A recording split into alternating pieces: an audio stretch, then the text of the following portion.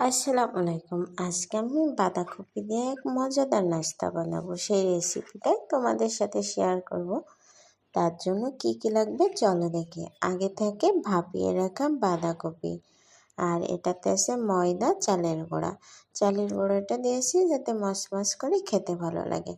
আরও আছে পেঁয়াজ, মরিচ কুচি এবং গুঁড়ো মশলা, সাথে দিয়েছি কালো জিরা। এগুলো একসাথে সুন্দরভাবে আমি মাখিয়ে নেব। এগুলো সুন্দরভাবে মাখিয়ে নিতে হবে। তবে এগুলো আমার মাখানোও শেষ। এগুলো আমি 10 মিনিটের জন্য রেস্টে রাখবো। এর মধ্যে আমার তেলটাও গরম হয়ে এসেছে। এগুলো ছোট্ট ছোট্ট করে তেলের ভিতর দিয়ে দিলাম। এগুলো হালকা নাড়াচাড়া করে নিলাম। এবার পাকোড়াগুলো উঠিয়ে নিলাম। তো গাইস দেখো, আমার বাঁধাকপির পাকোড়া খেতে এত মজা হয়েছে, তোমাদের কি বলবো।